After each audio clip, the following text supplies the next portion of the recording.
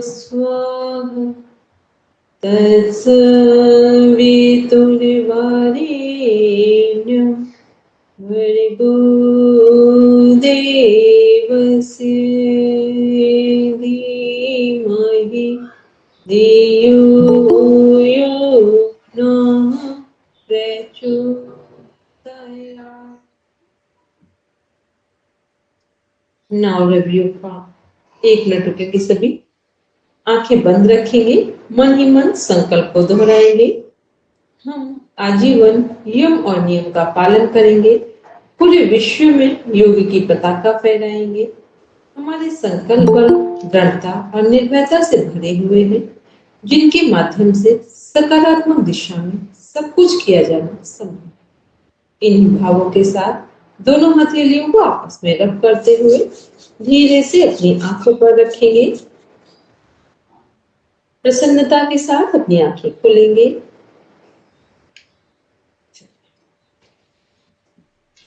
कुछ जो other group है उनमें संकल्प नहीं करवाना होता, प्रेयर करते हैं, इसलिए मिसिंग हो गया।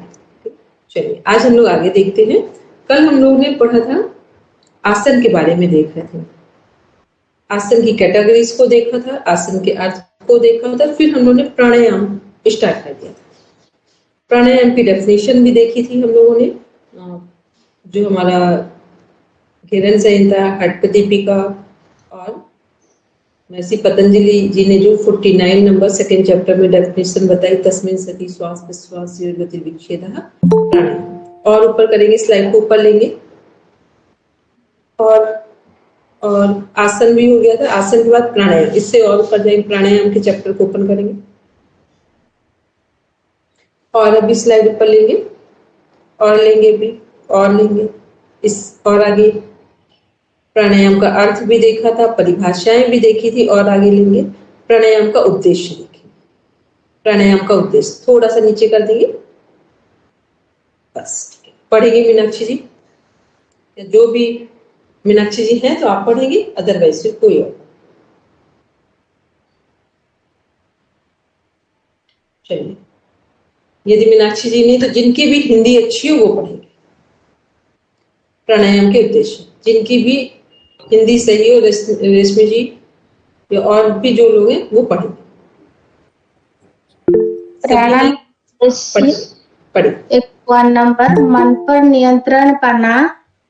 2 मानसिक स्थिरता, शांति, एकाग्रता विकसित करने की पद्धति है।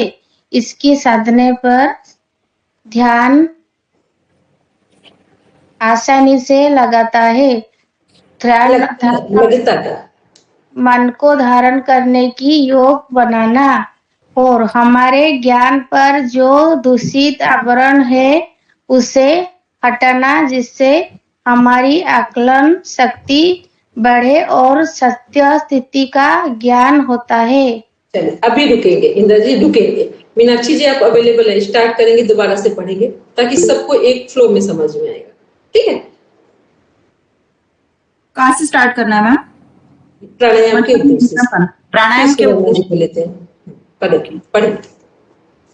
प्राणायाम के उद्देश्य: 1 मन पर नियंत्रण पाना। 2 मानसिक स्थिरता, शांति, एकाग्रता विकसित करने की पद्धति है। इसके साधने पर ध्यान आसानी से लगता है। 3 मन को ध्यान धारण करने के योग्य बनाना। 4 हमारे ज्ञान पर जो दूषित आवरण है उसे हटाना, जिससे हमारी आकलन शक्ति बढ़े और सत्य स्थिति का ज्ञान होता है। 5 प्राणायाम से शारीरिक, मानसिक, बौद्धिक एवं आध्यात्मिक शक्ति का विकास करना। 6 प्राणायाम 6 चक्रों के जागरण में महत्वपूर्ण होता है। 7. प्राणायाम अनेक प्रकार के रोगों के निवारण में सहायक होता है। क्या अभी हम लोग देखा प्राणायाम का उद्देश्य क्या है? जो पहली लाइन है फर्स्ट की मन पर नियंत्रण पाना। क्योंकि जैसे ही हमारा मन नियंत्रण में हमारे होता, मन हमारे कंट्रोल में हो जाए, तो समझ लो पूरी यूनिवर्स की सभी शक्तियां किसके नियंत्रण में? हमारे नियंत्रण। हमारा मन ही तो हमारे कंट्रोल में नहीं है, जिसके कारण सभी समस्याएं देख रहे हैं। ठीक है, तो प्राणायाम का उद्देश्य क्या है? मन पर नियंत्रण पाना। क्यों है? क्योंकि प्राण की गति के आधार पर ही मन काम करता है। आपने कभी ध्यान से देखा होगा, जब कोई व्यक्ति लड़ाई कर रहा होता है तो श्वास धीरे लेता है या तेजी लेता है? तेजी से लेता है। तेजी से। और जब कोई शांत बैठा हो तो श्वास धीरे होगा या तेज होगा? शांति से चलता है, धीरे हुआ। ध्यान दिए, जो लोग बिल्कुल आसानी से आराम से बात कर रहे हैं, आराम से बात सुन रहे हैं, तो यहाँ प्राणायाम क्या है? उनके श्वास का पैटर्न नॉर्मल है, कम या अधिक है? नॉर्मल है नॉर्मल नहीं, जब शांति से बात करेंगे तब नॉर्मल। जब शांति से बात करेंगे, सहजता से बात सुन भी रहे हैं, अपनी बात बता भी रहे हैं, तो वहां कौन सा पैटर्न होगा श्वास का? बिल्कुल नॉर्मल होगा। ठीक है, तो ये क्यों है? जैसा हमारा श्वास का पैटर्न होगा, श्वास लेने का रिदम होगा और छोड़ने का रिदम होगा, उसी के आधार पर हमारे मन की जो गति है या जो मन की फ्रीक्वेंसी है, उसी के आधार पर काम करती है। तो जिन लोगों का बहुत चिड़चिड़ा स्वभाव होता है, एग्रेसिव मोड में होते हैं, कंफ्यूजिंग मोड में होते हैं, फ्रस्ट्रेट मोड में होते हैं, ऐसे लोगों का जो श्वास है वो बहुत फास्ट चलता है।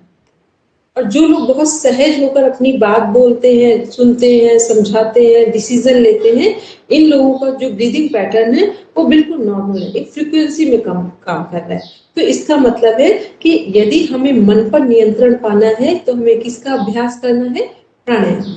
तो जितना जितना हमारा प्राणायाम का अभ्यास होगा, उतना उतना मन हमारे नियंत्रण में होगा।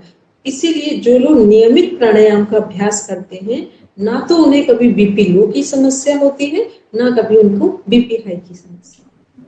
क्योंकि बीपी हाई और लो कब होता है? जब एक तरफा वन साइड हमारे प्राण का पैटर्न स्टार्ट हो जाता है। श्वास लेने की गति बढ़ती है या घटती है। घटेगी तो बीपी लो होगा, बढ़ेगा तो बीपी हाई होगा। और बीपी हाई होगा तो व्यक्ति एग्रेसिव मोड में होगा, बीपी लो होगा तो व्यक्ति कुछ भी ना कह पाने की कंडीशन में होगा।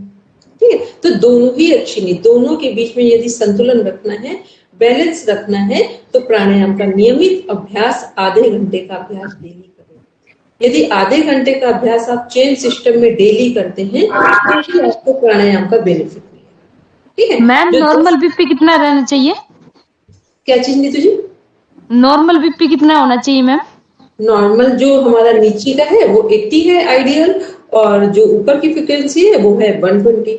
120 से 125 तक भी आप कमांडिंग में कर सकते हैं। 125 से अधिक हो गया तो बीपी हाई हो जाएगा।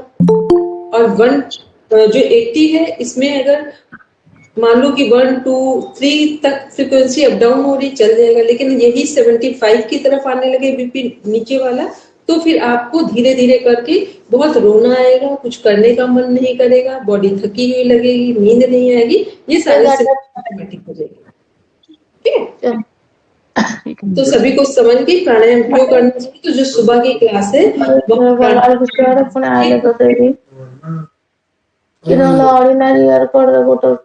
प्लीज, एक जिनको भी फिर से म्यूट करें प्लीज। मेरा साउंड कम आ रही है। हेलो,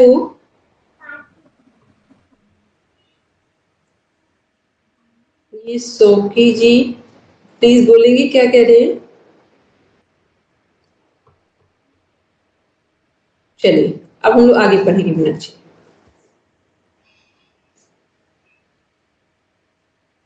शरीर पर प्राणायाम का महत्व देखिए।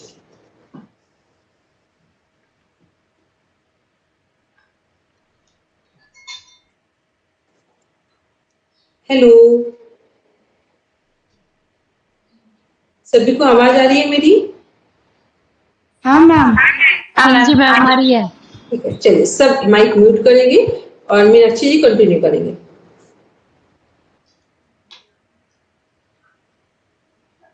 शरीर पर प्राणायाम का प्रभाव। प्राणायाम फेफड़ों को मजबूत बनाता है। श्वास लेते समय जब फेफड़ों का प्रसार होता है तब गुर्दे, उदर, यकृत, तिल्ली, आंतों तथा साथ ही साथ धड़ की सतह पर रक्त पोषक पदार्थों का समुचित परिसंचरण करता है। प्राणायाम इनको कंफर्म कर दे, प्राणायाम कलेक्ट कर, 1 मिनट रुके मिनट। गुर्दे क्या है? हमारी किडनी है, हाँ, किडनीज है दो, ठीक। उदर क्या है? हमारा जो डाइजेस्टिव सिस्टम है, उसमें स्टमक वाला पार्ट है। फिर यकृत है लिवर, तिल्ली है स्प्लीन, आंतें जो हमारी स्मॉल इंटेस्टाइन और लार्ज इंटेस्टाइन है। धड़ मैडम क्या है? और एक बार बोल दे। ठीक और है, एक मिनट माइक म्यूट करेंगे सब, ठीक। जो गुर्दे हैं इनको लिख लीजिए अपने पीडीएफ में, किडनीज 2 है किडनी, इसलिए एस लगाया उसमें, ठीक है। फिर उदर है हमारा डाइजेस्टिव सिस्टम में स्टमक, फिर यकृत है लिवर, तिल्ली स्प्लीन, आंतों में दोनों आते हैं, छोटी आंत भी है बड़ी आंत भी। छोटी आंत है स्मॉल इंटेस्टाइन और बड़ी आंत है लार्ज इंटेस्टाइन। फिर लिखा है कि साथ ही धड़ की सतह पर, धड़ कहाँ है हमारा?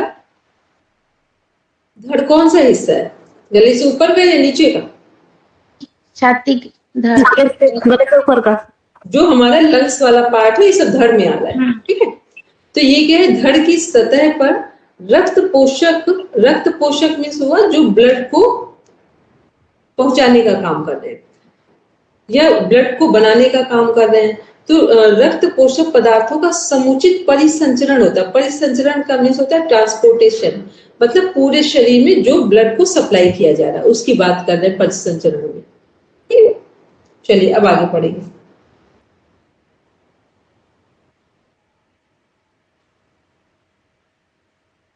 पढ़ेंगे मीनाक्षी जी।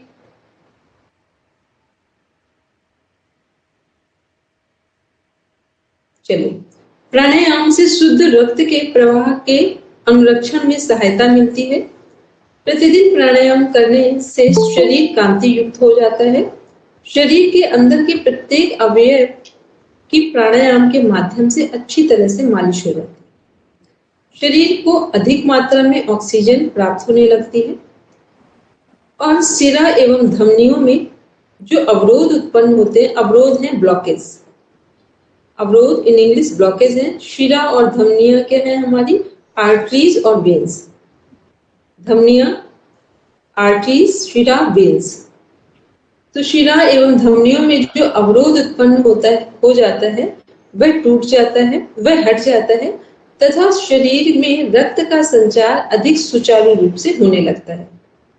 पाचन शक्ति, स्मरण शक्ति, स्फूर्ति बढ़ जाती है। एक मिनट, स्फूर्ति बढ़ जाती है। प्राणवायु के माध्यम से विजातीय तत्व जो हमारे टॉक्सिन्स हैं, प्राणवायु के माध्यम से विजातीय तत्व बाहर निकलते हैं तथा शरीर के अंदर रोग प्रतिरोधक क्षमता बढ़ती है। ये सब कब हो रहा है? जब हम सही तरीके से प्राणायाम करते हैं तो फेफड़े मजबूत होते हैं, लंग्स मजबूत होते हैं। लंग्स ही क्या है? हमारे श्वास लेने और छोड़ने का माध्यम है। ऑक्सीजन इंटेक करते हैं और कार्बन डाइऑक्साइड को हमारे शरीर से बाहर करते हैं। ये जो हमारी 2 गैसेस हैं, ऑक्सीजन और कार्बन डाइऑक्साइड, तो जब श्वास लेंगे तो ऑक्सीजन पूरी बॉडी में किसके थ्रू जाएगा? जो श्वास के थ्रू ऑक्सीजन पूरी बॉडी में ब्लड के साथ फैल जाएगा, पहुंच जाएगा सभी हमारे आर्टरीज, वेन्स, जितने हमारे 11 सिस्टम हैं, ग्लैंड्स हैं, सभी जगह ब्लड पहुंचेगा। तो ब्लड की सप्लाई किसके माध्यम से, किसके सपोर्ट से होती है? जब हम सही तरीके से ऑक्सीजन इंटेक करते हैं, श्वास को लेते हैं। इसीलिए श्वास लेने को और छोड़ने के रिदम को प्रॉपर तरीके से मेंटेन करने के लिए कहा जाता है, क्योंकि जैसे ही हम श्वास एक रिदमेटिक फॉर्म में लेंगे और छोड़ेंगे तो पूरे शरीर में जितने भी कहीं पर भी हमारे आर्टरीज, वेन्स में ब्लॉकेजेस हैं वो सब ओपन हो जाएंगे और ब्लड के साथ ऑक्सीजन पूरी बॉडी के सभी पार्ट्स में पहुंच जाएगा। और जैसे ही ब्लड के साथ ऑक्सीजन पूरी बॉडी में पहुंचता है तो हमारे शरीर के सभी रोग खत्म होना शुरू हो जाते हैं। शरीर में रोग तभी उत्पन्न होते हैं जब वहां पर ब्लड में ऑक्सीजन नहीं पहुंचे। तो जब ब्लड में ऑक्सीजन नहीं पहुंचेगा ब्लड के साथ पूरी बॉडी में, तो वहां ब्लॉकेजेस आ जाएंगे, और जब ब्लड के साथ ऑक्सीजन पहुंचेगा तो सभी ब्लॉकेज हट जाएंगे। चलिए पढ़ेंगे प्राणायाम का मस्तिष्क पर प्रभाव। जो भी पढ़ेंगे। प्राणायाम का मस्तिष्क पर प्रभाव। प्राणायाम को करने से जिस प्रकार से शरीर पर प्रभाव पड़ता है उसी प्रकार से यह मस्तिष्क पर प्रभाव डालता है। प्राणायाम मस्तिष्क की विभिन्न क्रियाओं को व्यवस्थित करता है, जिससे मस्तिष्क की क्षमता बढ़ती है। मस्तिष्क का तनाव दूर होता है। यह मानसिक रोगों और विकारों में प्रभावशाली कार्य करता है। प्राणायाम से बौद्धिक क्षमता को कई गुना बढ़ाया जा सकता है। तो जिन लोगों की मेमोरी वीक हो वो यदि नियमित प्राणायाम करते हैं तो उनकी मेमोरी बहुत तेजी से बढ़ना शुरू हो जाती है। आगे देखेंगे। मिड ब्रेन में स्थित एसेंडिंग रेटिकुलर एक्विडिंग सिस्टम, जो शरीर की ज्ञानेंद्रियों व कर्मेंद्रियों से प्राप्त संवेदना द्वारा सतत जागृत रहता है, वह चेतना से स्फुल्लिंग इससे उठते रहते हैं। इसे प्राणायाम प्रभावित करता है। प्राणायाम से मन शरीर के बंधन से मुक्त होता है। प्राणायाम के अभ्यास से संवेग और वासनाएं शांत हो जाती है। प्राणायाम शरीर में दृढ़ता और बुद्धि में स्थिरता बनाए रखता है तथा विकृत मनस्थिति को सुधारता है। प्राणायाम शारीरिक और मानसिक संतुलन को बनाए रखता है। शारीरिक और मानसिक संतुलन कैसे बनता है? जब दोनों नॉस्ट्रिल से श्वास लेते हैं, मान लो अनुलोम विलोम प्राणायाम कर रहे हैं, तो लेफ्ट से श्वास ली, राइट से छोड़ी, राइट से ली, लेफ्ट से छोड़ी, तो लेफ्ट नॉस्ट्रिल जो है ये यहाँ मिड ब्रेन पढ़ रहे हैं ना, तो ये मिड ब्रेन का इसको एक बार समझ लेते हैं। लेफ्ट नॉस्ट्रिल से जब हम श्वास लेते हैं तो हमारा ब्रेन के दो साइड है, ठीक है, लेफ्ट और राइट। जो मिड ब्रेन है, पहले तो ब्रेन को 3 पार्ट्स में डिवाइड किया गया है, फ्रंटल, मिड और हिंड, ठीक है। तो वो तो आगे एनाटॉमी में पढ़ाएंगे, बस मिड को डिफाइन करें। तो मिड वाला जो ब्रेन है इसमें 2 साइड है, लेफ्ट और राइट। तो जब लेफ्ट नॉस्ट्रिल से श्वास लिया तो लेफ्ट को एक्टिवेट हो रहे हैं, और राइट से लिया तो राइट एक्टिवेट हुआ। लेकिन जो प्रभाव पड़ता है उसको समझ दे। लेफ्ट ब्रेन जो है वो राइट ब्रेन को, जैसे हमने मान लो लेफ्ट साइड से श्वास लिया तो कौन सा ब्रेन एक्टिवेट होगा? राइट होगा। राइट से लिए तो कौन सा एक्टिवेट होगा? लेफ्ट होगा। अपोजिट में एक्टिवेट होगा, ठीक। पहली चीज ये, लेफ्ट वाला ब्रेन का जो वर्क है इसमें क्या होगा? सब कूलिंग वर्क किए जाएंगे लेफ्ट ब्रेन से, और राइट ब्रेन से सब एक्टिवेशन वाले वर्क किए जाएंगे। तो जितना हम एग्रेसिव मोड में करने वाले वर्क हैं, बॉडी की एनर्जी में करने वाले वर्क हैं, वो सब किसमें होंगे? राइट में, ठीक। और जितना शांति से काम किए जाने हैं वो सब लेफ्ट से कंट्रोल। तो लेफ्ट ब्रेन राइट को कंट्रोल करता है, इसको लिख लीजिए पीडीएफ में। लेफ्ट ब्रेन राइट को कंट्रोल करता है, राइट लेफ्ट को कंट्रोल करता है। और अनुलोम विलोम प्राणायाम का प्रभाव दोनों ब्रेन को एक्टिवेट करने के लिए किया जाता है, ठीक। जो साइंस के स्टूडेंट हो वो लिख लें। जो हमारा ऑटोनॉमिक नर्वस सिस्टम है उसमें सिंपैथेटिक और पैरासिम्पैथेटिक 2 पार्ट्स हैं। तो सिंपैथेटिक है हमारा राइट ब्रेन और पैरासिम्पैथेटिक है लेफ्ट ब्रेन।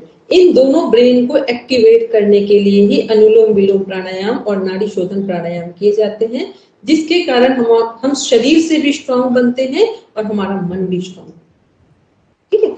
इसलिए प्राणायाम कितना भी योग में सब कुछ कर ले, योग का यदि कुछ प्राण है तो योग का प्राण प्राणायाम है। लोग क्या करते हैं, 1-1 घंटे योग कर रहे हैं। करना क्या है? योग में आसन थोड़ी देर करें, प्राणायाम को अधिक समय दें, क्योंकि प्राणायाम का संतुलन ही हमारे मन और शरीर के बीच में संतुलन बिठाता है। चलिए अब पढ़ेंगे प्राणायाम का व्यावहारिक जीवन में महत्व। प्राणायाम का व्यावहारिक जीवन में महत्व। दैनिक जीवन में प्राण शक्ति का क्षरण अनावश्यक का रक्षण चाहिए कि क्षरण अनावश्यक रूप से होता रहता है, जिसका परिणाम हमारी शारीरिक शक्ति, मानसिक शक्ति एवं भावनात्मक शक्ति में आघात पहुंचता है। प्राणायाम का अभ्यास एक प्रकार से व्यक्ति को मुक्ति दिलाता है। थोड़े ही समय किया गया प्राणायाम का अभ्यास हमारे अंदर सभी शक्तियों को पोषण प्रदान करता है।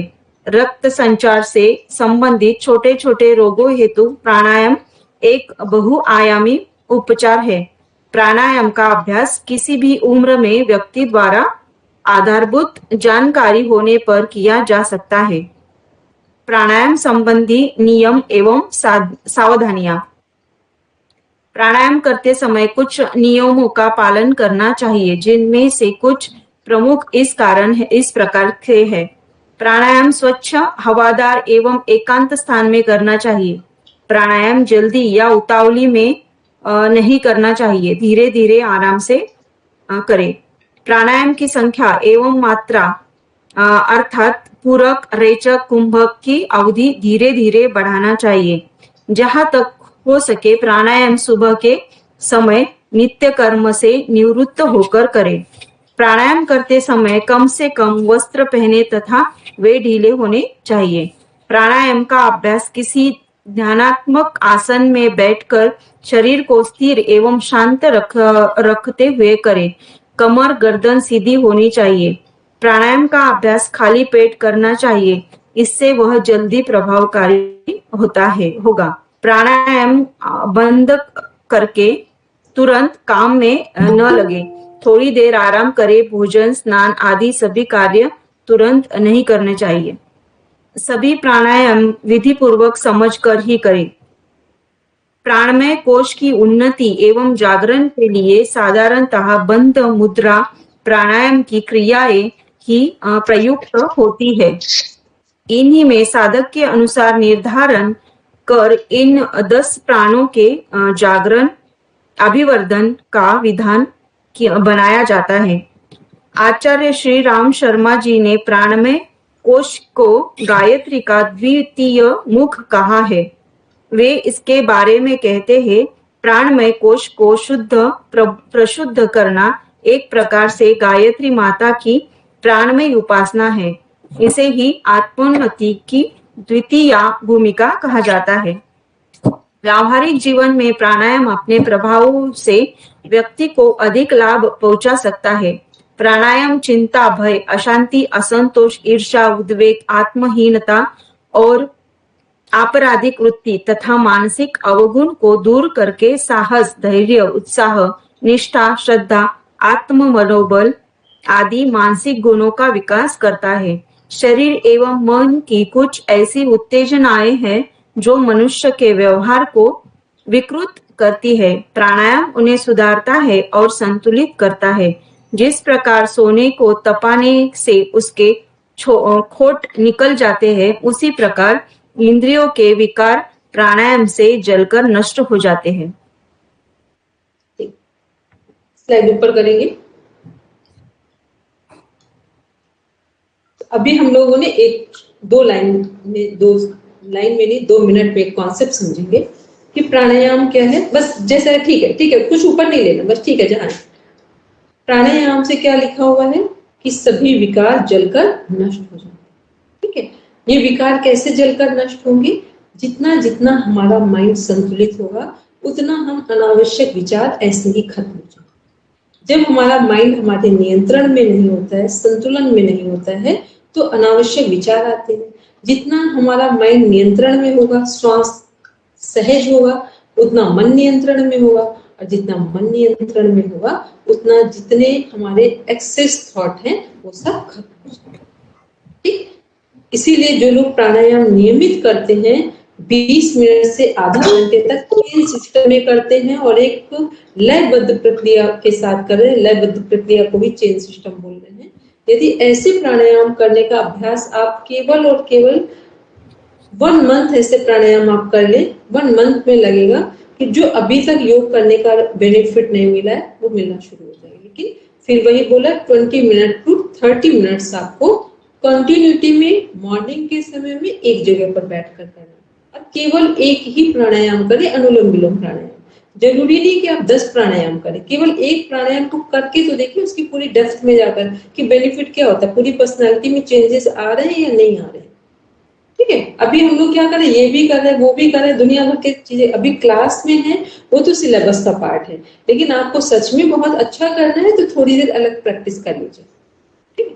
चलिए अब हम लोग देखते हैं आगे। सुवर्णा जी कुछ कह रहे थे? चलिए मीनाक्षी जी पढ़ेंगे मुद्रा से। मुद्रा।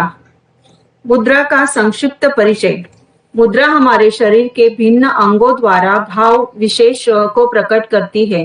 सामान्यतः नृत्य में हमें कई तरह की मुद्राएं देखने को मिलती है। योग शास्त्र में वर्णित मुद्रा एवं बंध तंत्रिका तंत्र की संवेदनाओं और उत्तेजनाओं को शांत एवं संयत करने में सहायक सिद्ध होती है।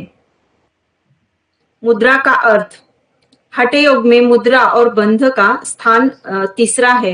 मुद्रा शब्द की निष्पत्ति मुदहशे धातु से रक प्रत्यय लगाने से हुई है, जिसका अर्थ है प्रसन्नदायिनी स्थिति। यौगिक ग्रंथों में मुद्रा का अर्थ प्रायः अंगों के द्वारा विशिष्ट भावाभिव्यक्ति के रूप में लिया गया है। योग के अभ्यास अभिव्यक्ति भाव ओके भाव सर्च कर देंगे तो भावाभिव्यक्ति हो गया, ठीक है। और ये वैसे अलग करेंगे तो अभिव्यक्ति हो गया, अभिव्यक्ति। Okay okay. योग के अभ्यासियों साधकों का प्रमुख लक्ष्य सुप्त क्षमताओं या अतीन्द्रिय क्षमताओं का जागरण करना अर्थात प्रसुप्त कुंडलिनी शक्ति का जागरण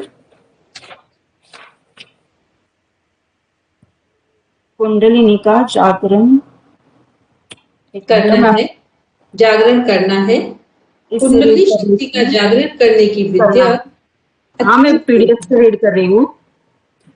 कुंडलिनी शक्ति का जागरण करने की विद्या अत्यंत गोपनीय। मैम ये कुंडलिनी शक्ति क्या होती है?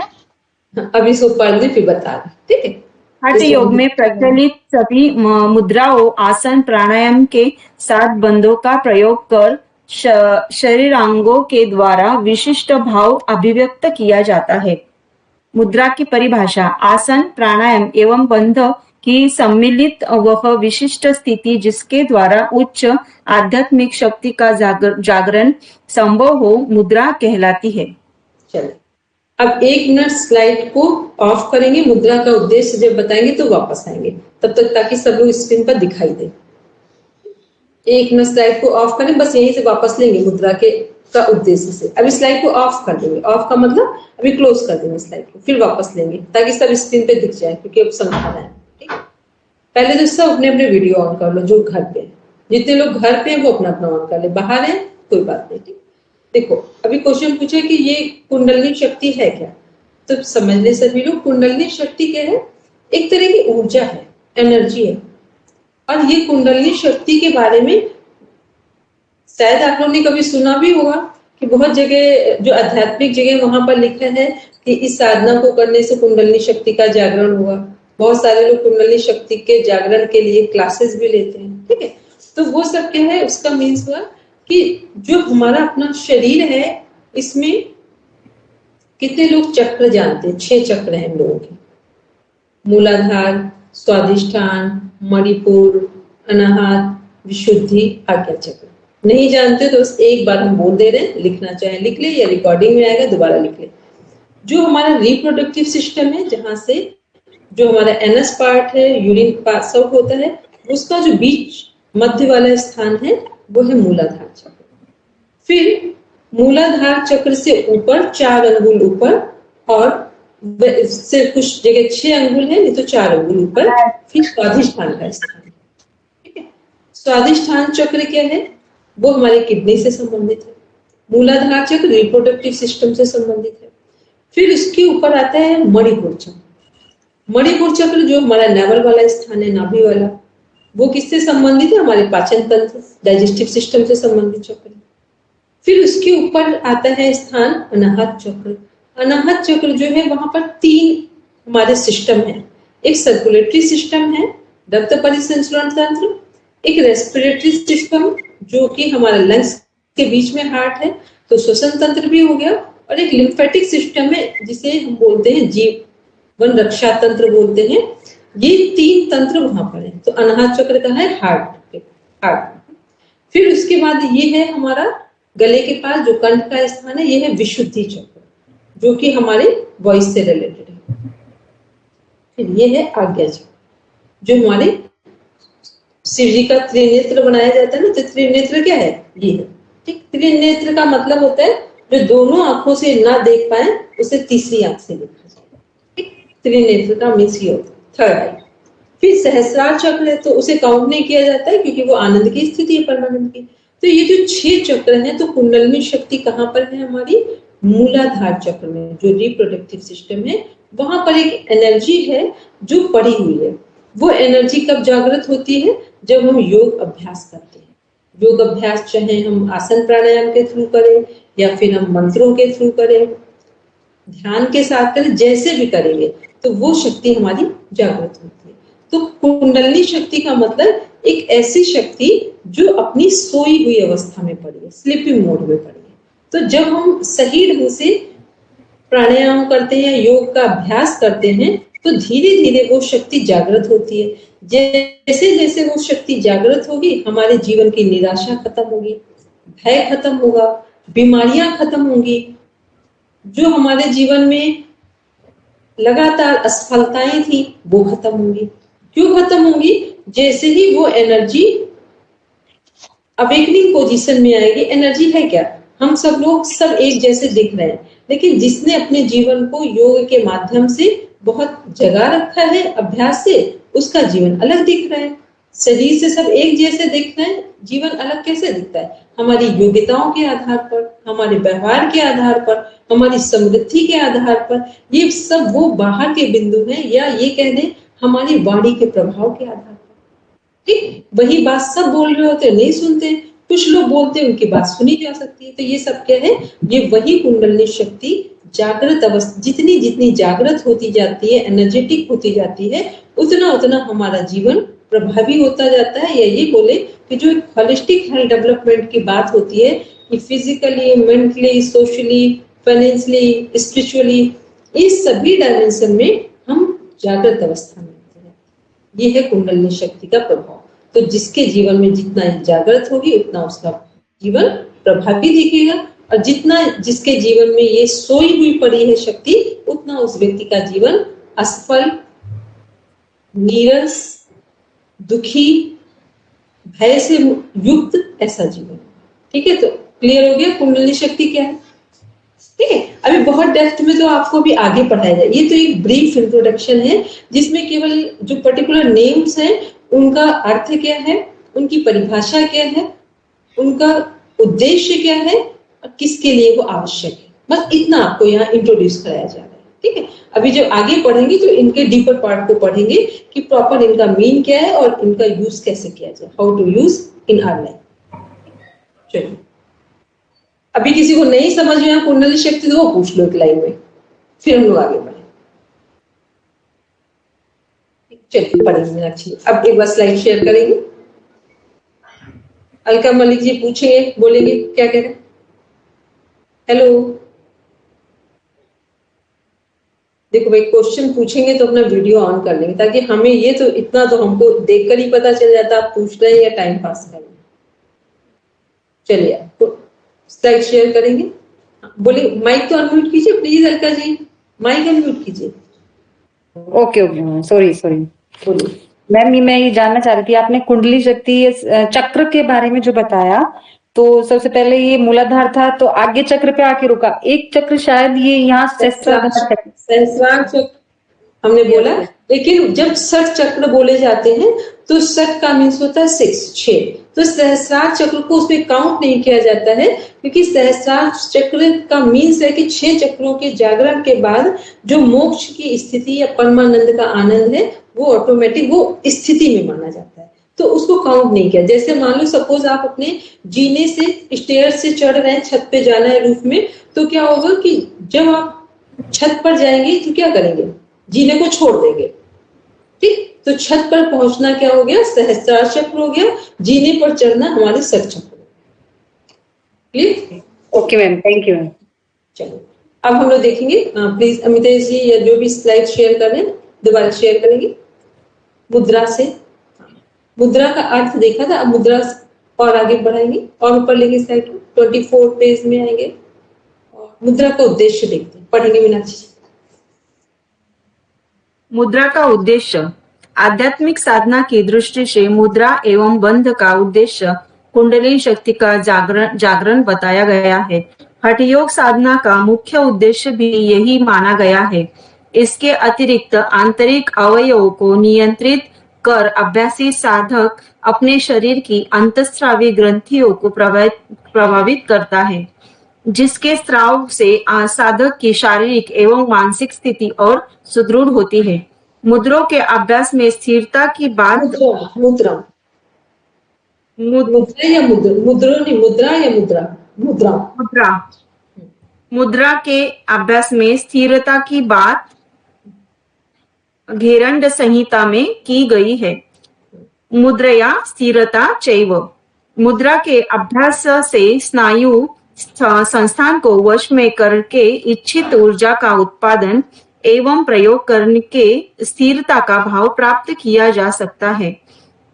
मुद्रा का भाव साधक को अपने गुणों के अनुकूल ही ढाल लेता है और साधक मुद्रा के प्रभाव से प्रभावित होकर साधना के पथ पर अग्रसर होने लगता है। मुद्राओं के अभ्यास से तंत्रिका तंत्र के द्वारा मस्तिष्क को भेजे जाने वाले संदेश चेतना को जागृत करने में सफल होता है। मुद्राओं के अभ्यास की तैयारी। मुद्रा के अभ्यास से पूर्व उपयुक्त आसन, प्राणायाम एवं बंधों का अभ्यास भली प्रकार करना आवश्यक है। प्राणायाम के पूरक, रेचक एवं कुंभक का सही अनुपात का अभ्यास जरूरी है। नाड़ी शोधन प्राणायाम का अभ्यास 3 से 4 माह तक करना आवश्यक है। आसन, प्राणायाम एवं बंधों के अभ्यास दृढ़ होने पर हठयोगिक मुद्राओं का अभ्यास करना उचित है। मुद्रा अभ्यास के सिद्धांत। अभ्यासी व्यक्ति को निम्न सिद्धांतों पर ध्यान देना चाहिए। अभ्यास का स्थान स्वच्छ, शांत, हवादार एवं साधनोपयोगी होना चाहिए। पहले सरल मुद्राओं का अभ्यास करें, फिर धीरे धीरे जटिल की ओर बढ़े। अभ्यास आरंभ हेतु उपयुक्त ऋतु वसंत बताया गया है। सूर्योदय से पूर्व एवं सूर्यास्त के समय अभ्यास का उपयुक्त काल बताया गया है। अभ्यास किसी मार्गदर्शक के निर्देशन में ही शुरू करें। कुछ व्यवहारिक मुद्राओं के परिचय इस प्रकार। योग मुद्रा। मुद्रा शब्द योग और मुद्रा शब्दों के मिलन से बना है। यह अभ्यास कुंडलिनी जागरण में सहायक है, इसीलिए इसे योग मुद्रा कहा गया है। विधि सर्वप्रथम पद्मासन में बैठते हैं। यहाँ दोनों पैर की एड़ी का दबाव रुहदांड एवं रीढ़ की हड्डी में। रुहदांड क्या है? बड़ी हाथ है, लार्ज इंटेस्टाइन। सब अपने अपने पीडीएफ में नोट कर लीजिए। जहाँ कुछ टफ वर्ड है या तो पूछ लेंगे, वैसे तो हम अपने से बता देते हैं, पर फिर भी नोट कर लीजिए। बृहदांत्र मीन्स है बड़ी आंत, लार्ज इंटेस्टाइन।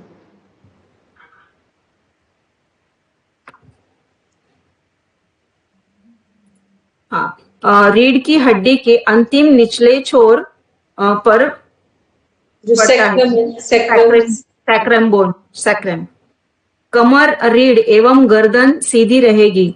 अब दोनों हाथ को पीछे ले जाकर दाहिने हाथ से बाएं हाथ की कलाई को पकड़ते हैं। गहरी श्वास लेते हैं।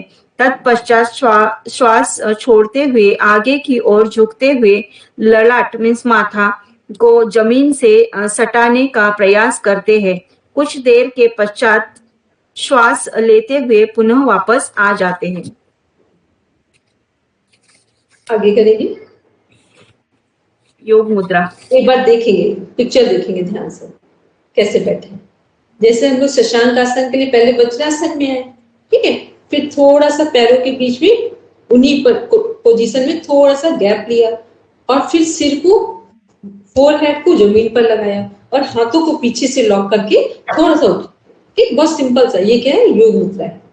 इसका लाभ, बेनिफिट्स देखें, सावधानी और बेनिफिट देखें। सावधानियां। योग मुद्रा में निम्नलिखित बातों का ध्यान रखना चाहिए। मुद्रा का अभ्यास करते समय खासकर ललाट को भूमि पर सटाते समय पीठ को झटके से ना झुकाए। आरंभ में इस अभ्यास धीरे धीरे शुरू करें। आरंभ में यथासंभव जितना झुक सकते हैं वहीं पर थोड़ी देर रुके। अपने आप मेरुदंड में झुकाव बढ़ता जाएगा। आरंभ में 5 से 10 सेकंड तक ही अंतिम स्थिति में रुके। तत्पश्चात धीरे धीरे समय बढ़ाते जाए। में इस अभ्यास को 3 से 5 बार दोहराए। लाभ योग मुद्रा के प्रमुख लाभ निम्नलिखित है। इसके अभ्यास से मध्य पटल पेशी क्या कहे मैम इसको? डियाफ्राम सबल होता है। उधर स्थित सभी अंग अपने स्थानों पर बने रहते हैं। नाड़ी संस्थान खासकर कटित्रिक मीन्स लंबोसैक्रल नाड़ियां सबल बनती है। लंबो बद्धकोष्ठता कॉन्स्टिपेशन कम करने में सहायक होता है। प्रजनन अंगों संबंधित रोगों में भी लाभदायक होता है। कुंडलिनी शक्ति के जागरण में सहायक होता है। विपरीत करनी मुद्रा, इसको देखते हैं। जहाँ लिखा था लाभ योग मुद्रा के प्रमुख लाभ निम्नलिखित है। इसके अभ्यास से मध्य पटल पेशी, इसका मीन्स होता है डायफ्राम। डायफ्राम कहाँ है? जो हमारा जहां से रेस्पिरेटरी सिस्टम श्वसन तंत्र खत्म होता है और पाचन तंत्र शुरू होता है, उसकी जो बॉर्डर लाइन है, एक एग्जांपल बता रहे हैं। एक सेकेंड, सपोज करके ये हमने पेपर है, ठीक है, ये है हमारा श्वसन तंत्र जिसमें लंग्स है, हार्ट है, ठीक, ये श्वसन तंत्र है। सपोज इसके नीचे एक ये लाइन है, इस तरह से पूरा सही नहीं बनाया अभी हमने, ये लाइन है, इसके ऊपर है श्वसन तंत्र जिसमें हार्ट भी है लंग्स के बीच में, और ये जो लाइन है इसके नीचे है पाचन तंत्र, ठीक है, इस लाइन के नीचे। तो ये जो पाचन तंत्र जिसके नीचे है और ऊपर श्वसन तंत्र है, इस लाइन का नाम है डायफ्राम। ठीक, ये बॉर्डर जो लाइन है जिसके नीचे, ये बिल्कुल बराबर से ऐसे भी कर लो, ये देख लो नीचे वाली लाइन कि इसके नीचे, इस लाइन के नीचे है डाइजेस्टिव सिस्टम और इस लाइन के ऊपर है रेस्पिरेटरी सिस्टम। तो इस लाइन का नाम क्या है? डायफ्राम। इसको बोलते हैं रेस्पिरेटरी और डाइजेस्टिव के बीच की बॉर्डर लाइन, जिसका नाम है डायफ्राम। डॉक्टर्स क्या है, रेस्पिरेटरी सिस्टम से संबंधित जब भी बात होगी तो डायफ्राम की बात की जाती है, ठीक है। पाचन तंत्र और रेस्पिरेटरी दोनों की बात होगी तो भी डायफ्राम की बात। तो ये जो डायफ्राम है क्या, इसी की जगह अपने पीडीएफ में लिख लें कि श्वसन तंत्र के नीचे और पाचन तंत्र के ऊपर वाली जो लाइन है, मध्य रेखा है, उसका नाम डायफ्राम। श्वसन तंत्र फिजियोलॉजी पढ़ेंगे तो दिखाएंगे इसमें। मैम एक बार रिपीट कीजिए, श्वसन तंत्र के ऊपर एक ऐसी लाइन है, श्वसन, इस लाइन की ये जो लाइन है, लाइन के ऊपर श्वसन तंत्र, लाइन के नीचे पाचन तंत्र, और इस बॉर्डर वाली लाइन का नाम है डायफ्राम। ठीक, अपने भी पीडीएफ में एक लाइन ड्रॉ करिए, ऊपर लिखिए श्वसन तंत्र, नीचे लिखिए पाचन तंत्र और लाइन का नाम लिखिए डायफ्राम। अब क्लियर हो गया? लाइन क्या है? लाइन का नाम है डायफ्राम, ऊपर श्वसन तंत्र, नीचे पाचन तंत्र। ठीक, जैसे बॉर्डर लाइन होती है ना, तो इसके इस तरफ भी कुछ है, ऊपर भी कुछ है, तो ऊपर श्वसन तंत्र होगा, नीचे पाचन तंत्र। अच्छा, हाँ, बीच में अभी जब सिस्टम पढ़ेंगे एनाटॉमी फिजियोलॉजी में तो बहुत अच्छे से समझ में आएगा। ठीक, अभी एक इंट्रोडक्टरी पार्ट है तो इसलिए बस छोटा छोटा उसको डिफाइन किया गया। चलिए फिर क्या है, इसमें नीचे लिखा उधर स्थित सभी अंग अपने स्थानों पर बने रहे। उधर स्थित क्यों? डायफ्राम की बात हो रही तो नीचे उधर है, उधर का मतलब पाचन तंत्र से संबंधित बात हो रही है। फिर नाड़ी संस्थान पूरा हमारा नर्वस सिस्टम हो गया, खासकर लंबोसेक्रल नाड़ियां, सभी को पता है नाड़ी संस्थान के साथ क्या कनेक्ट है? स्पाइन। स्पाइन और नर्वस सिस्टम दोनों एक साथ कनेक्ट होते हैं, इसे बोलते हैं नाड़ी संस्थान। फिर है 4th नंबर कोष्ठबद्धता, जो कॉन्स्टिपेशन कम करने में भी सहायक है। उसके बाद है 5th नंबर है प्रजनन अंगों संबंधी रोगों में भी लाभदायक है। प्रजनन अंग का मीन्स हो गया रिप्रोडक्टिव सिस्टम, मूलाधार चक्र से संबंधित बात हो रही है। फिर 6 है कुंडलिनी शक्ति के जागरण में भी सहायक है। ठीक है, तो ये क्या है, ये हम लोग ने बेनिफिट देखे। अब हम लोग कल देखेंगे विपरीत करनी मुद्रा, उसके बाद फिर थोड़ा सा आपको इजी लगेगा पढ़ना, फिर अभी थोड़ा सा बड़ा पढ़ रहे हैं, अब थोड़ा सरल भी पढ़ेंगे, ठीक है। तो कल हम लोग आगे कंटिन्यू करेंगे। आप सबका होमवर्क है कि जो पीडीएफ हमने जहां तक पढ़ा है उसका रिवीजन पूरा करना, ठीक है, तो फिर आपको समझने में आसानी होगी। चलिए सब बैठेंगे शांति पाठ के लिए।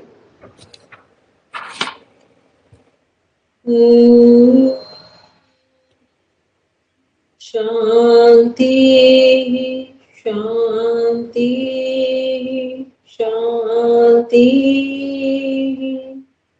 सर्वारिष्टस्तु शान्तिर्भवतु। Now rub your palm, touch your eyes, then open your eyes. सबको प्रणाम, शुभ रात्रि। प्रणाम मैम। प्रणाम सबको।